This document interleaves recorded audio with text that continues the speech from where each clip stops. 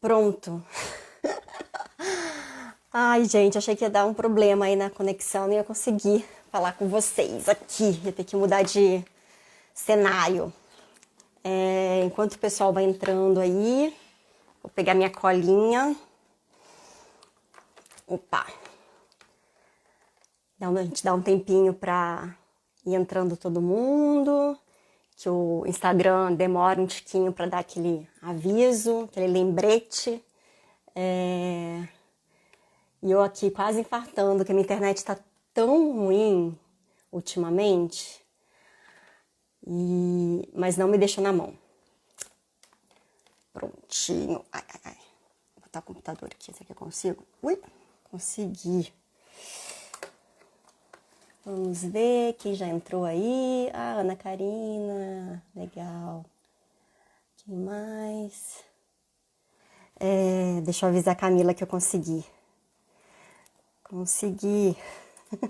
Tinha falado pra ela que eu tava aqui com problema de conexão. Aí, Camila entrou. Deixa eu... Opa, cadê? Como é que eu vou convidá-la aqui pra gente? Acho que eu tô tomando o maior cuidado que quebrou o meu suporte de segurar o celular. Tá aqui, Camila. Ele tá equilibrado aqui de um jeito instável, mas espero que ele aguente uma hora. Olá! Oiê, tudo bem? Tudo bom, Camila? Obrigada! Tava quase Ok. infartando aqui, que a internet estava falhando, mas acho que vai ficar tudo bem. É Você tá sempre me uma escutando agonia, né? Uma direitinho? hora. Eu tô. E Ah, você? legal. Tô. Gente, eu vou começar aqui então apresentando a Camila para vocês, para quem não conhece. Eu peguei aqui a minha colinha para não falar nada errado e vou tentar dar uma resumida também na colinha, porque talvez fique muito grande. E aí a própria Camila completa. A Camila de Moraes é jornalista e graduanda do curso de artes com concentração em audiovisual pela Universidade Federal da Bahia. Em cinema, dirigiu o documentário de longa-metragem O Caso do Homem Raro, que aborda a questão do genocídio da juventude negra no Brasil. A cineasta se tornou a segunda mulher negra a entrar em circuito comercial com longa-metragem após 34 anos de silenciamento no Brasil. A primeira mulher negra, que está aqui é de cinema, sabe, Adélia Sampaio, em 84, que fez o longa de ficção Amor Maldito. Bom, tem muitas coisas do caso do Homem Errado. Foi um filme muito aclamado, que circulou bastante, mas eu vou deixar para a gente ir falando dele no meio da conversa. E eu vou só ir ali para o finalzinho, que é uma coisa que eu não sabia, que eu soube quando você mandou aqui a mini bio para gente. Produzir e corroteirizou o documentário Mãe de Gay, vencedor de 2 Galgos de Ouro do Festival de Gramado, e fez a produção do curta-metragem de ficção Marcelina com os Olhos que a Terra há de Comer, de Alisson Almeida. Camila de Moraes é gaúcha e reside em Salvador há 10 anos. Um resumo meio atrapalhado, mas a gente vai te conhecer aí no meio da conversa. É, Isso. Bom, Camila, bem-vinda novamente. A gente comentou, né, anteriormente, a gente lançou esse ano aqui no Cabiria essa categoria que é piloto de série documental. E a gente, de repente, se deu conta que essa coisa da narrativa documental é muito um mistério ainda para muita gente. E isso talvez esteja inibindo as pessoas a se jogarem mais nessa categoria. Aí eu falei, poxa, a gente nunca falou de narrativa documental no Cabira, tá na hora da gente trazer alguém aqui para falar disso. Aí vem aqui Camila de Moraes, maravilhosa, nos contar um pouco do seu trabalho, da sua experiência, da sua escrita, de documentário, e vou deixar você falando livremente, de vez em quando eu te interrompo. Certo. Então, prazer, eu vi já que entrou um pessoal bem legal, o Nando Cunha, o ator, as meninas do Manifesta estão aqui conosco. Então, primeiro agradecer e agradecer o povo que está entrando para essa escuta e reflexão, né? Eu tenho trabalhado com documentários, eu adoro documentário, eu acho, me fascina esse gênero. E eu tenho trabalhado com documentários desde 2008. que foi quando a gente fez o Mãe de Gay. E aí a gente escreveu esse e percebeu que nesse documentário a gente consegue dialogar com o público, né? Então, eu acho que o que a gente precisa nesse momento é mostrar o quão esse gênero é bonito e grandioso e que faz a gente conhecer outras culturas, outras histórias, outros gêneros. E aí, falando sobre pesquisa, né, sobre a narrativa do documentário, o importante assim, para a gente poder iniciar esse processo dentro desse gênero é a pesquisa. A gente precisa fazer uma pesquisa muito grande, muito profunda, né? O primeiro passo é tu acreditar no teu tema. Tu acredita no teu tema, tu vai conseguir fazer com que mais pessoas acreditem nesse tema, e aí você vai pesquisar, e a partir dessa pesquisa você consegue fazer um argumento. E aí esse argumento, o que precisa ter nesse argumento? A gente precisa que esse argumento ele nutre as sensações de quem vai ler aquele argumento, né? Pode ser um argumento de uma lauda e meia, ou 3 laudas. Mas para você conseguir chegar nesse passo do argumento, você precisa ter feito uma pesquisa muito profunda sobre o seu tema. Você precisa se encantar com o seu tema, compreender o que esse tema tem de diferente, ou o que ele te faz, o que ele te traz, quais são as sensações que ele te traz e por que você quer contar a história. E aí eu venho da formação de primeiro curso normal, né, antigo magistério, antigo curso normal, então de educação infantil, professora de educação infantil, e depois em seguida jornalismo e agora cineasta. Então a gente compreende que a educação ela faz parte desse processo, e isso que é importante. E aí a gente tem que aprender a ouvir. Então, essa trajetória entre educação e comunicação é que a gente começa a entender, ó, eu estou aqui para ser um instrumento para conseguir contar aquela história. Mas eu vou ouvir, eu preciso escutar o que aqueles personagens querem, estão contando. E aí esse é o pulo do gato.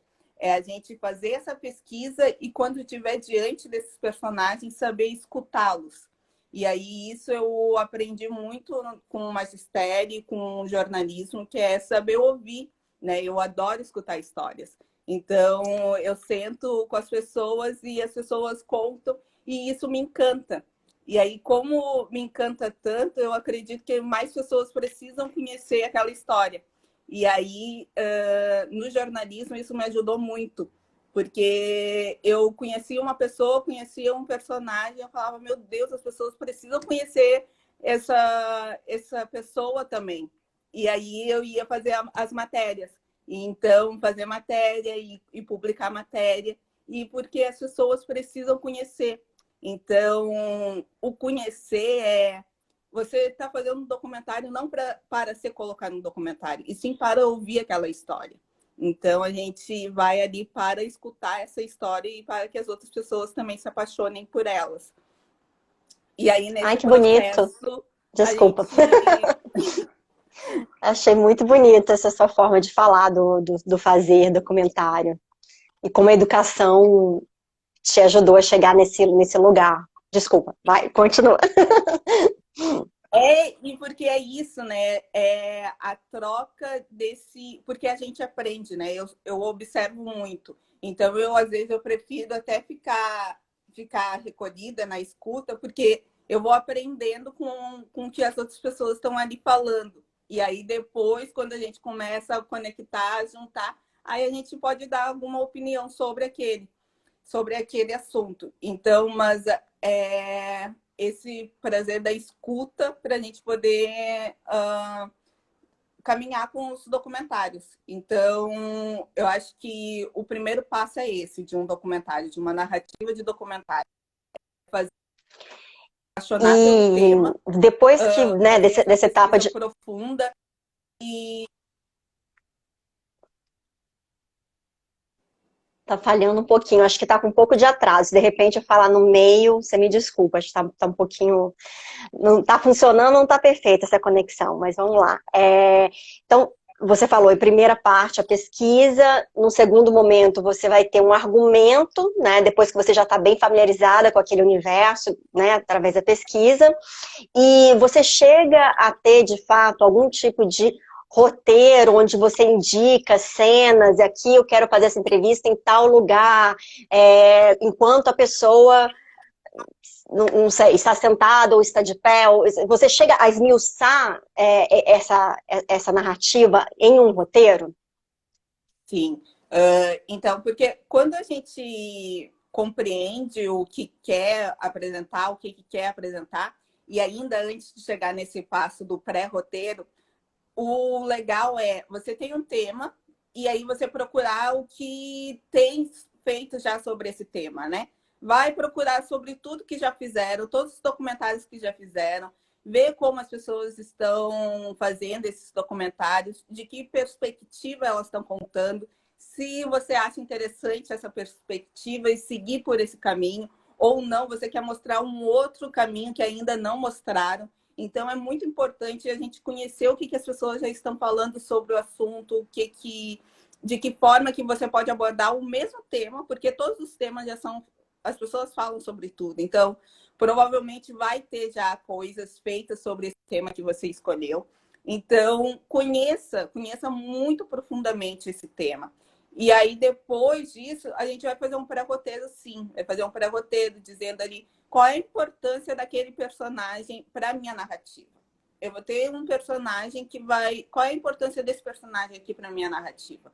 O que eu quero saber desse personagem e do outro personagem? Então, a gente precisa compreender qual é a importância daqueles personagens, daquele cenário, onde você vai estar. E fazer esse pré-roteiro.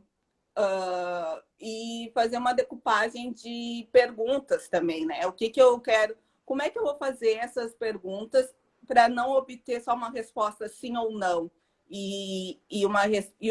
O que me fascina do documentário, porque você tem ali toda uma pesquisa feita.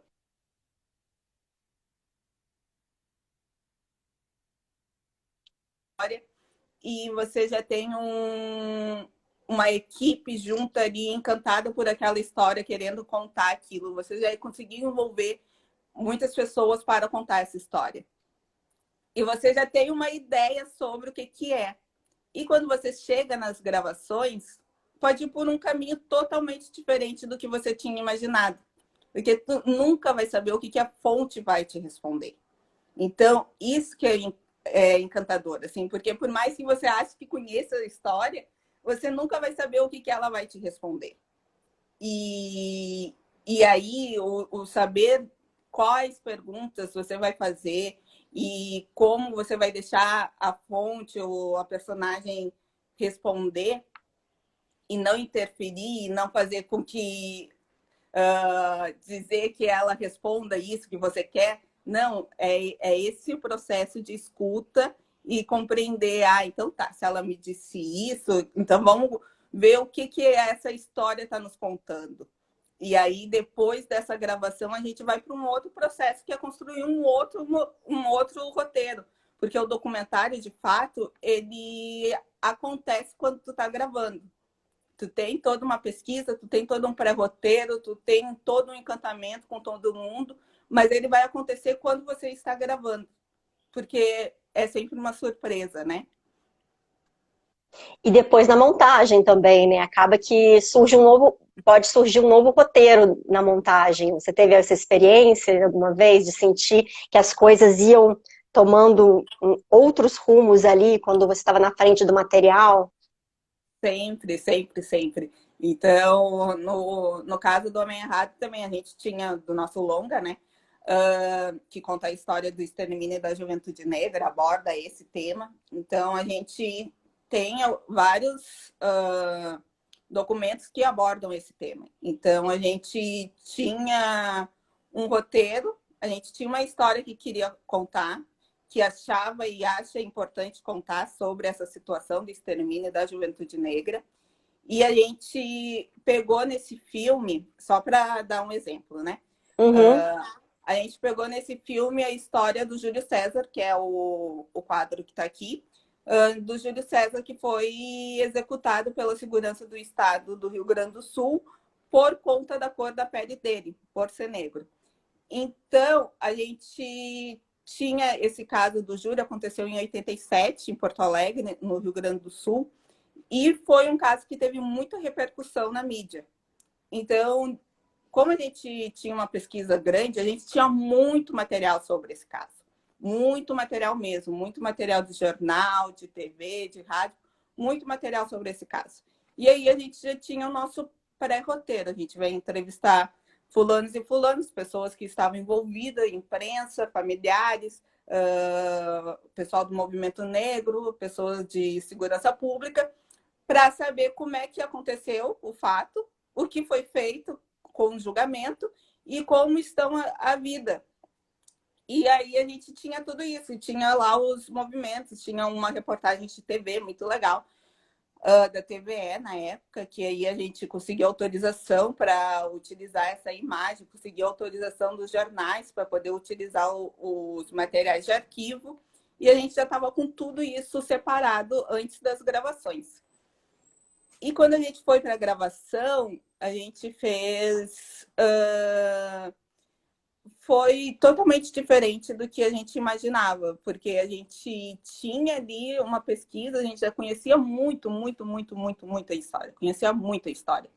Só que no momento que tu tá ali conversando com as pessoas, e as pessoas estão te contando o que elas viveram. Apesar de tu conhecer muito a história, tu não viveu aquilo. Então, as pessoas estão te contando o que ela viveu. E no documentário é isso. Tu pode ser o acadêmico que for, tu pode ser o entrevistado, mas tu não viveu aquilo.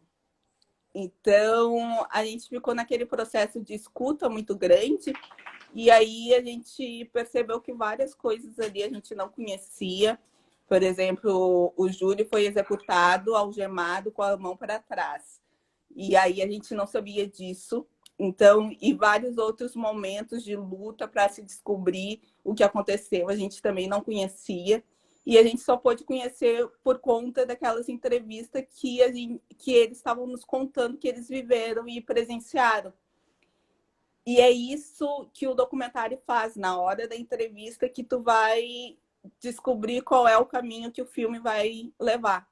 E aí, depois disso, porque a nossa proposta com esse filme era ser um curta, né?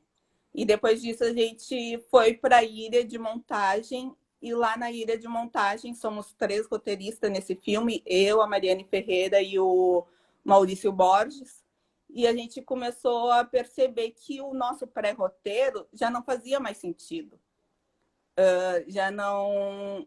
E aí, quando quando as pessoas forem gravar, elas vão ter essa consciência. Porque na hora ali da gravação, tu vai perceber que o que tu montou, mas que precisa ser montado antes, porque senão tu não vai chegar nesse processo, tu não vai conseguir ter esse envolvimento, mas aí depois tu vai perceber que aquilo que tu montou vai modificar. E foi o que aconteceu, a gente modificou, e aí a gente percebeu que aquelas fontes, elas estavam com uma narrativa muito conexas, e que o material de arquivo para nós naquele momento era secundário. Então, que escutar a voz deles naquele momento do documentário era muito mais forte e muito mais causava uma reflexão maior com o público. E aí a gente modificou, fez esse novo roteiro, porque no documentário é isso, você faz um pré-roteiro, depois o filme acontece ali naquele momento da gravação, e na montagem você vai fazer um novo roteiro dele, do filme, que aí vai ir costurando os depoimentos e os cenários e o que for na sua narrativa. E aí é esse o processo que a gente tem que compreender para conseguir chegar num filme. Então, no caso do Homem Errado... Olá, pessoal. Tô aqui, vim parar do ladinho do Mulden para ver se... espero que as pessoas voltem. A internet tá horrível aqui no interior de Minas. Deixa eu avisar a Camila que eu consegui voltar. Eu não sei se eu consigo avisá-la sem... Camila? Olá? Deixa eu ver se eu consigo avisá-la aqui. Ai, gente. Interior de Minas é muito bom, sabe? Mas tem horas que não poder ter uma internet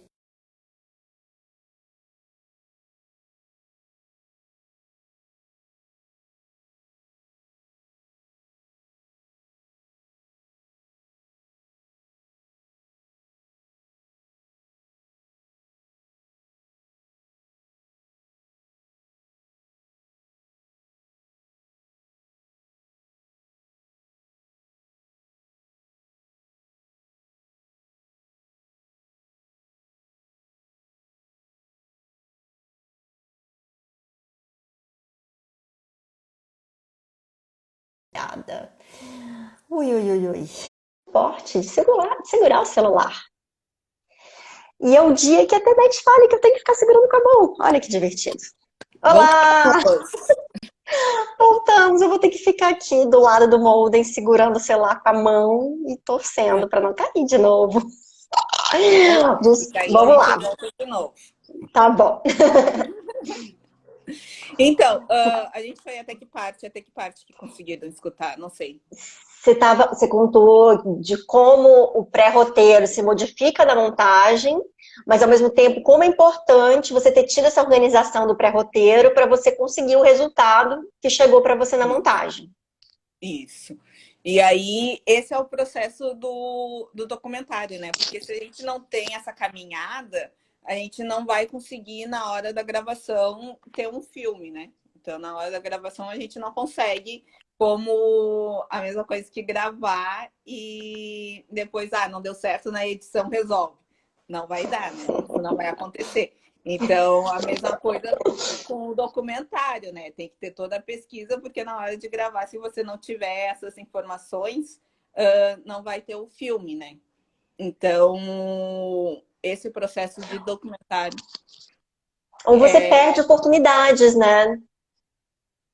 isso. De abordagem, de poder ter abordado de uma outra forma, mas como você não tinha informação, você não trouxe aquela pergunta naquele momento, né?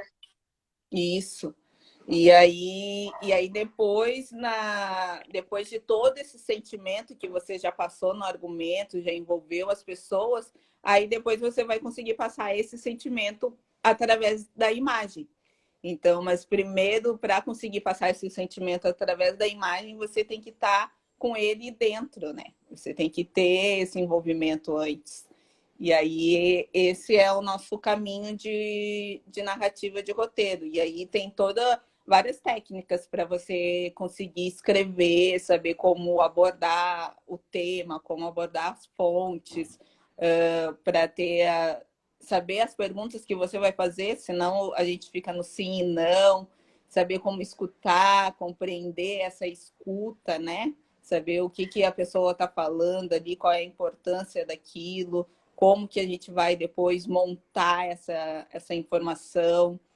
E aí a gente vai nessa costura sempre antes, sempre no início. E ouvindo você falar sobre isso, técnicas e tal, é algo que você trouxe muito do jornalismo, imagino. Ou você chegou a se dedicar um tempo a estudar o gênero documentário no cinema? Como foi isso? Então, isso eu trago muito, né, da educação infantil e do jornalismo. E porque na educação infantil a gente tem que compreender o que aquela criança está falando, o que ela está sentindo ali, por que ela está se expressando daquela forma. Então é a gente compreender isso. E no jornalismo a gente teve todas as técnicas ali de abordagem de fontes, né? Então isso anda muito ligado. E também dentro da minha família, né? Eu sou de uma família de militantes da questão racial e pessoas envolvidas com a arte. Então, a minha mãe é atriz e o meu pai é jornalista e roteirista, então ele já fez documentários. Então, esse documentário sempre me agradou, assisti muito documentários, e porque me agrada conhecer as histórias das pessoas ou dos lugares. Então, então é isso, assim, esse aprendizado que a gente tem e precisa valorizar essas pessoas que estão conosco, né? Então, eu tive isso dentro de casa e dentro dessa construção. E aí, a partir desse aprendizado familiar, que a gente auxilia com o acadêmico, com o escolar, que a gente consegue produzir essa outra caminhada para produções nossas. E eu gostei que você já trouxe o caso do Homem Errado, porque fica muito mais palpável, né? A gente dá exemplos. E imagino que muita gente que está assistindo aqui já viu o filme. Quem não viu, veja, ele está no SPCine Play ou direto na Look? Eu não lembro qual dos dois que eu assisti, que eu revi hoje, mas eu coloco aqui em qual plataforma? Deixa eu ver se eu tenho um link aqui. Que eu assisti Então, hoje, gente. Revi hoje. olha, eu estou tentando escrever e não vai. Mas É ele está Look, eu nem pela sei como SP escreve isso Cine aqui. Play, que Não. é eu coloco os filmes pela Look. Então, é uma parceria dos dois. Então, se você botar SP Cine Play, vai aparecer o filme que vai te Ah, direcionar tá, para a entendi. plataforma da Look.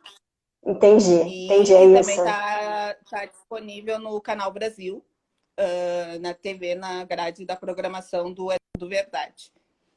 E aí ele pode ser acessado por esses dois caminhos. E para quem está pela América Latina, ele também pode ser acessado pelo Google Play e pelo iTunes. Uau, não tem desculpa para não ver, gente, por favor. Quem não viu, assista. Eu tinha visto há algum tempo, falei, não, preciso rever. E caramba, enfim, é uma coisa, alguns socos no estômago que a gente precisa continuar levando, infelizmente. E, e eu achei, não sei, aquele final dos créditos e que tem aquele texto, como que ele surgiu? Ele foi pensado desde o pré-roteiro. Ele surgiu no processo ou foi lá no final já na montagem? Porque aquele texto, ele fala muito do documentário todo, né? Então fiquei curiosa de saber como que ele entrou ali no filme.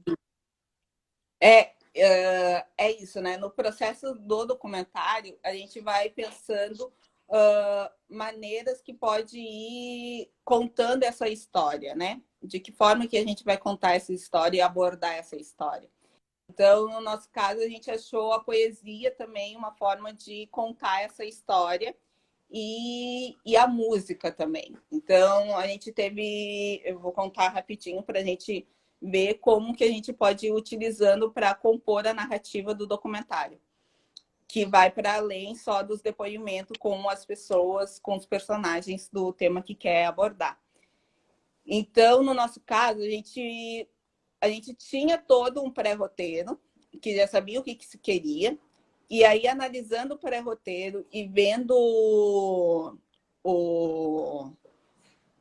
revendo, porque depois tu fica muito ali olhando, muito revisitando o que foi gravado, o que estão te passando de informações. Então, revendo o material, a gente foi descobrindo novas coisas, né? Entre elas, a gente começou a perceber o número da viatura em que o Júlio César foi colocado vivo, e que é a foto que circulava muito naquele momento. Então, porque assim, quando o Júlio foi pego pela polícia, teve um repórter que fez a foto dele entrando vivo na viatura e depois a foto dele chegando morto no hospital.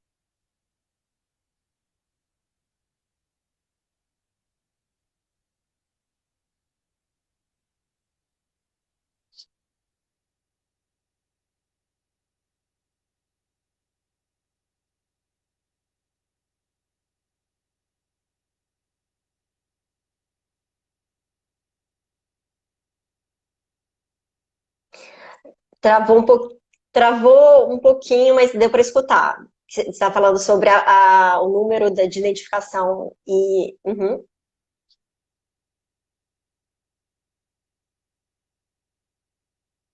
Hum, parece que travou de novo. Olá, alguém me escuta? Fui eu que caí? Oi, Camila? Ah, voltou. Acho que voltou.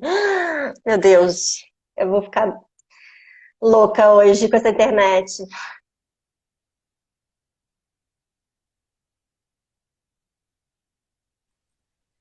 Voltou. Voltamos? Você está. Voltou. Então tá. Por conta disso, ficou conhecido como o caso do Homem Errado, que é o título do filme. E aí a gente começou a avaliar, analisar as informações, e ali a gente viu que o número da viatura, que era 285. E na época que a gente estava gravando, a gente pegou e contou o nosso diretor de fotografia, ele contou os passos e foi gravando. Isso quando a gente estava lá fazendo as filmagens. Quanto da casa do Júlio até o local onde teve o assalto, ele contou os passos. E aí deu 425 passos. E a gente fez contato com um poeta daqui de Salvador, chamado Giovanni Sobrevivente.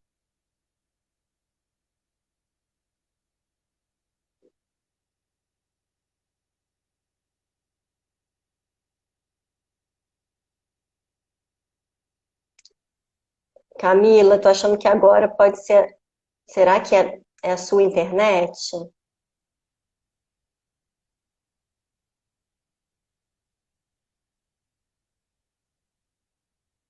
Ah, será? Voltou. Alguém tinha falado que você caiu, então eu falei, de repente não é só a minha internet que está ruim. Voltou.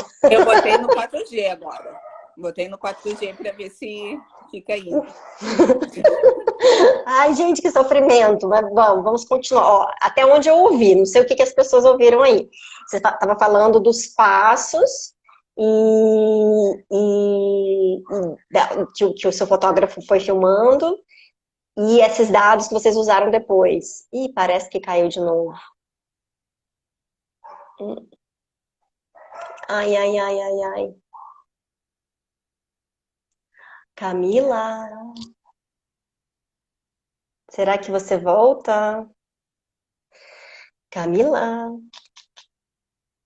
oi. Voltou. Tá. Tá meio sofrido hoje. Vamos na fé, vamos continuar tentando. A gente vai conseguir. Vamos. E então, diante dessas informações, um poeta daqui de Salvador, chamado Giovanni Sobrevivente, fez um poema que está no meio do filme, que é falando que o número 285 foi o pesadelo do Júlio e que foram 425 passos que o separaram ele da vida.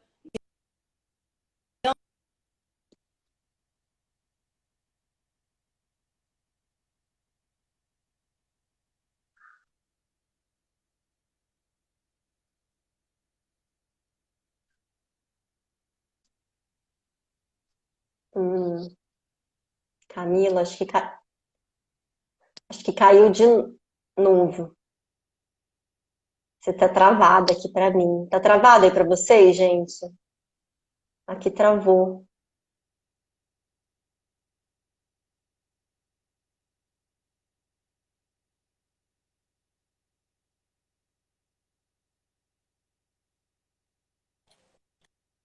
E agora?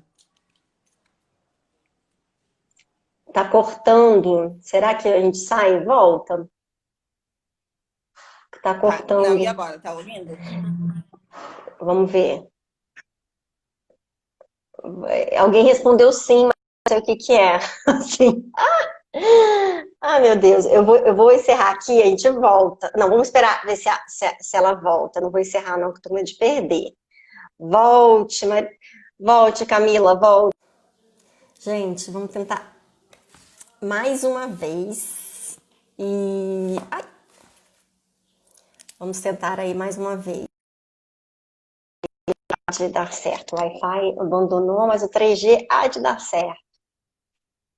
Será? Aguardando. Ah! Tô do lado Vamos do ver. modem agora. E eu desisti do meu modem, botei o 3G. Aqui não tem 4G, sabe? No interior.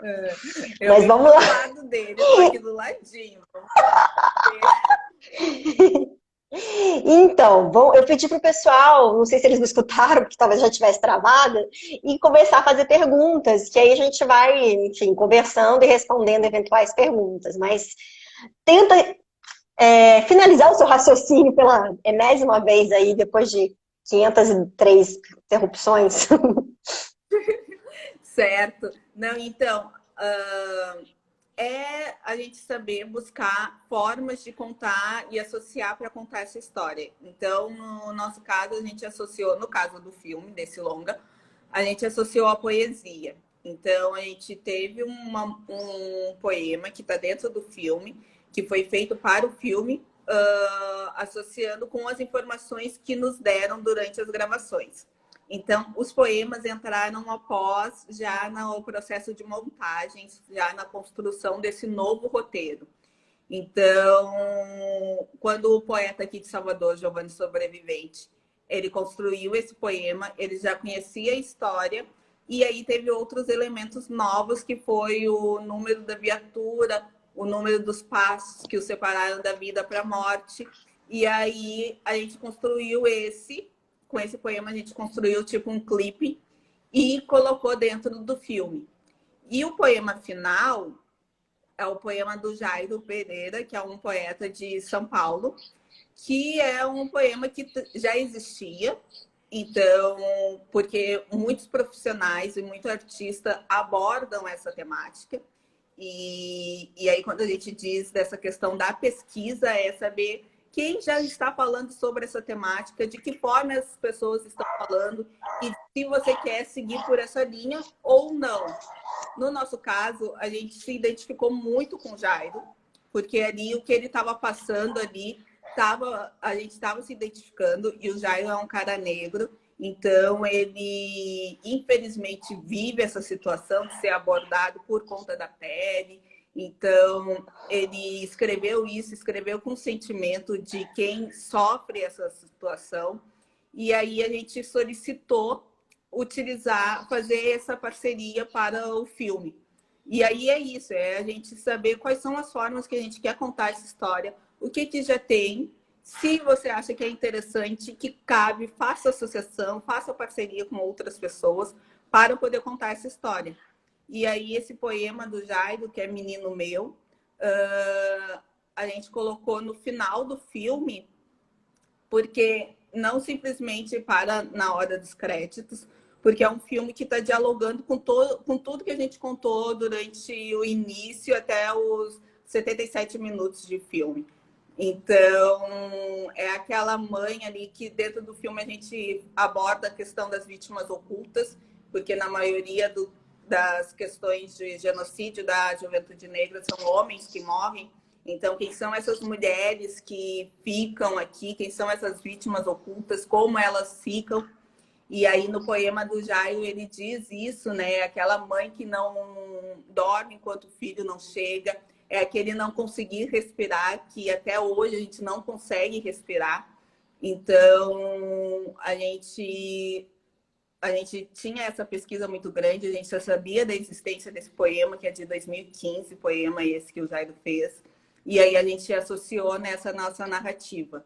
Então, a importância da pesquisa é isso, é você compreender quem já está falando sobre esse tema e como você vai também abordar o tema que você quer, de que forma que você vai abordar, né? Porque o documentário você pode fazer de mil maneiras, mas você precisa passar o sentimento. Porque não adianta você ter o equipamento, ter tudo e não conseguir passar e não escutar o que as pessoas estão falando.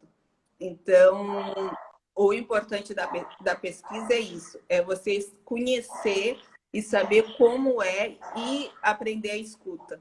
Porque aí sim você vai conseguir ter um produto que vai dialogar e refletir com mais pessoas. Então, Ai, conseguiu finalizar, que bom! Deu perfeito! Assim, né? Aflita! Começaram a ter algumas perguntas aqui, eu vou emendar uma na outra e vou emendar com uma minha também. Alguém aqui, Mari Costa, perguntou sobre o processo de captação de recursos do filme. E é a mesma pessoa, Mari Costa também perguntou que dica que você daria para quem está começando a produzir documentários nesse momento tão delicado para o audiovisual no Brasil. E eu queria já emendar uma outra curiosidade minha, quanto tempo de pesquisa levou o Mirrado antes de vocês começarem a filmar? Quanto tempo vocês pesquisaram até ter o primeiro dia de filmagem? Então, para o filme específico, a gente começou lá pelo ano de 2020. Estou de volta? Tá, estou te escutando. Perfeito. Então, para o filme específico, a gente começou pelo ano de 2009, então a gente levou a gente levou uns 8 anos para conseguir gravar. E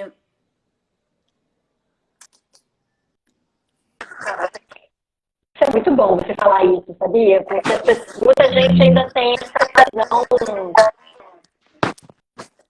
romantizada, louca e fora da realidade de filme se faz com menos tempo de 8 anos, é um pouco exagerado, mas principalmente para quem é independente e está começando, tudo isso também, e você não nessa negra, tudo ter colaborado para esse processo demorado, tudo isso também. Não foi só o processo de pesquisa, imagino, ou não. isso. Para mim, a sua imagem ficou travada, mas eu estou escutando. Tu consegue... Voltou, será? Eu tô te escutando. Você tá... Eu tô te escutando. Então tá. Tô. Então vou seguir. Então, é isso, o nosso longa foi uma produção independente, então a gente fez parcerias para conseguir produzir o filme, fez parceria com uma produtora independente também de cinema do Rio Grande do Sul, e a gente teve muito apoio da comunidade negra e de algumas instituições para poder produzir esse filme, né? Mas eu acredito que os profissionais precisam acessar recursos financeiros para as suas produções. Então, a gente sabe que o audiovisual é uma área muito cara e a gente precisa ter acesso a esses recursos também para produzir. E ter acesso a esses recursos faz com que a gente precise, desde o início, né, desde o momento da pesquisa, desde o momento do desenvolvimento do roteiro, ter acesso a esses recursos. Por que não? Porque se eu tivesse, naquele período, dedicado só a essa pesquisa e condições para isso, talvez o filme seria feito em um outro momento. Mas também não teria essa trajetória. Então, a gente precisa saber que o tempo... Ele teve o seu tempo, ele aconteceu no seu tempo. Mas que, para além disso, a gente precisa ter os recursos financeiros. Então, a gente precisa saber onde tem esses recursos e conseguir esses recursos para poder produzir.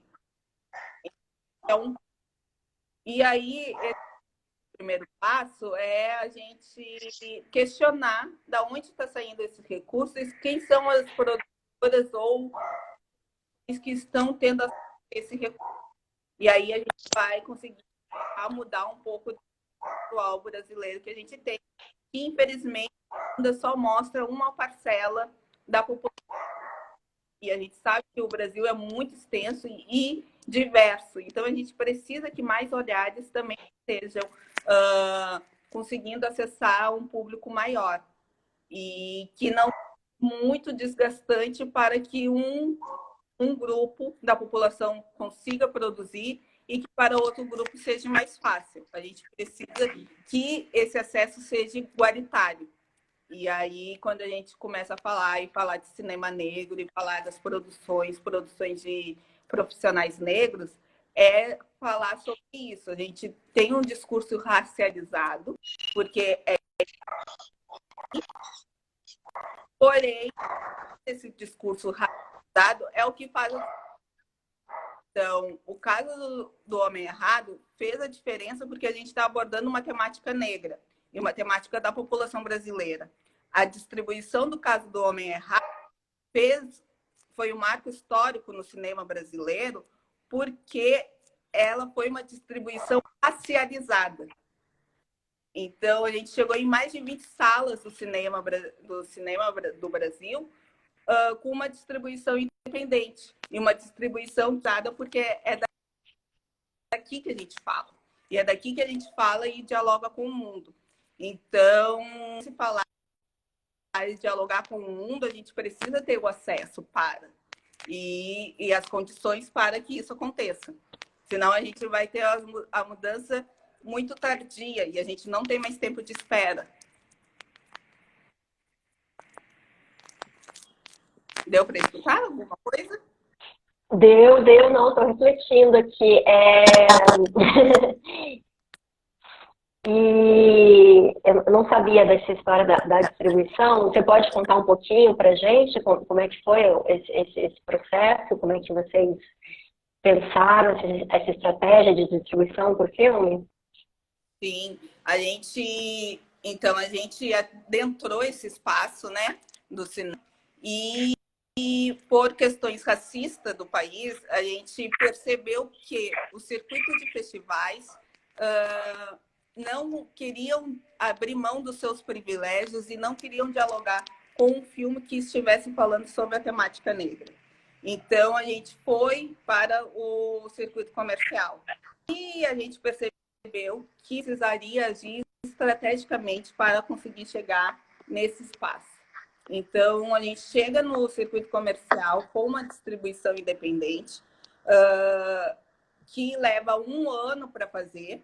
A gente faz a distribuição, porque quando tu faz uma distribuição para isso, condições financeiras para isso, você entra em cartaz durante 1 mês em diversas salas brasileiras ao mesmo tempo. No nosso caso, a gente foi de mês em mês para cada estado. Então, a gente começou no Rio Grande do Sul, depois foi para a Bahia, no outro mês, depois no outro mês foi para o Acre, foi para Manaus. Então, a gente foi de mês em mês em cada estado. A gente levou 1 ano de distribuição com mais de 20 mil espectadores e passando em mais de 20 salas comerciais.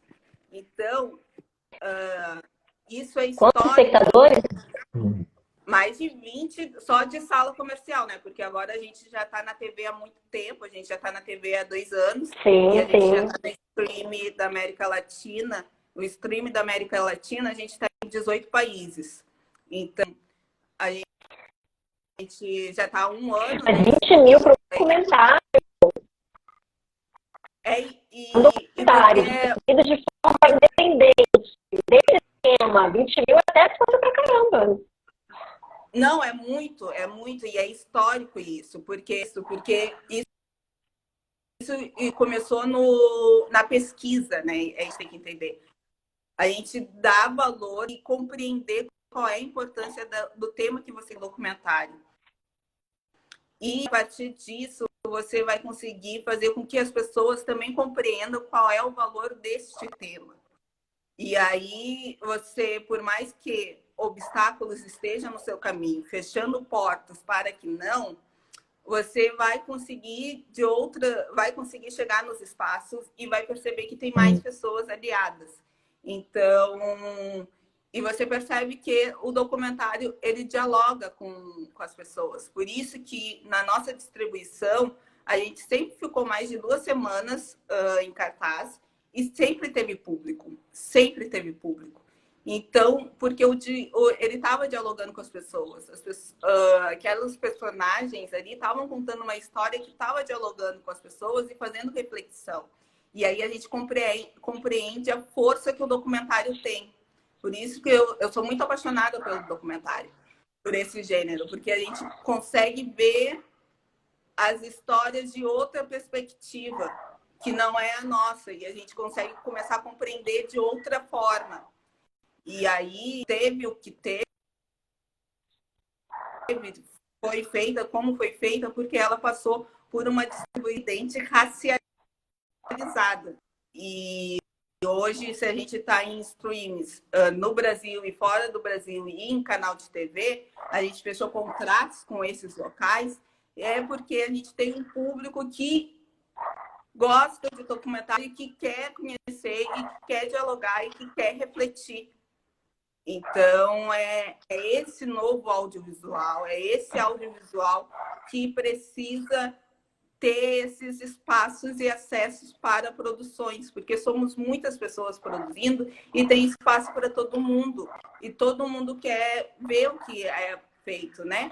A gente está passando por essa pandemia e as pessoas estão assistindo muito filmes. As pessoas querem ver o que é feito e querem ver a sua realidade também, ver o que é produzido no país.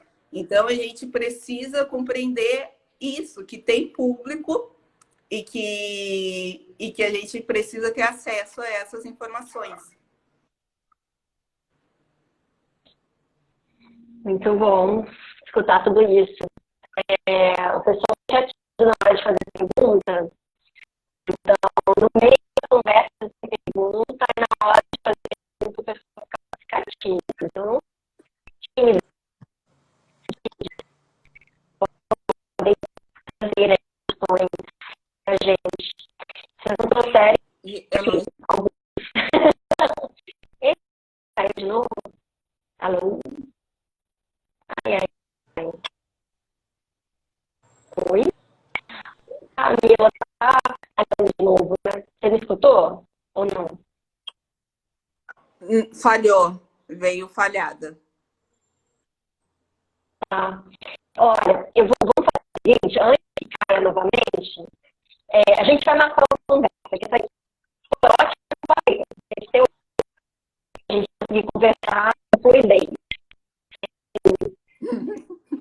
Sem falar isso da hora, porque não é legal. Então, eu vou ver só uma pergunta que aparecer e depois eu queria que você já desse do áudio. Enfim, você já desse as suas considerações finais, assim, o que você quer falar para as pessoas que estão assistindo. Muita gente que está assistindo tem vontade de fazer documentário de qualidade. Então, eu vou deixar para você finalizar, porque antes que caia de novo. E a gente marca um outro dia. Tá. Então, o áudio veio meio falhado aqui. E eu não estou lhe vendo. Tá. Mas vocês estão escutando, né? Tá me escutando, Marília? Tá. Então, vamos para considerações finais e aí a gente pode, em outro momento, voltar a conversar de novo. Mas eu acho que essa conversa é para que escrevam, né, sobre o gênero, que façam trabalhos para o audiovisual. Então, eu acho que não percam essa oportunidade do prêmio de se inscreverem e contarem as suas histórias a partir das suas narrativas. Acreditem realmente no tema que vocês querem contar e aí envolvam mais pessoas. Então, se você acreditar e tiver essa paixão, você vai conseguir apaixonar outras pessoas que vão criadas para lhe ajudar a contar essa história. E eu quero muito ter parceiras, ver produções de documentaristas. Então, eu estou no aguardo dessas inscrições aí. Eu acredito muito nesse gênero e muito nesse diálogo e reflexão. Então, se inscrevam, pessoal, não percam essa oportunidade. Obrigada, Camila. Muito obrigada. Marcos, eu que agradeço. Direito. torna de novo e conversa mais. E aí a gente vê se consegue. Aqui também está chovendo bastante, aqui em Salvador. Então, talvez seja isso também. Mas eu acho que deu para eu escutar algumas conversas. Eu acredito que quem tenha conseguido escutar, a gente possa ir pensando e refletindo sobre como começar a se posicionar e atuar nesse audiovisual nosso.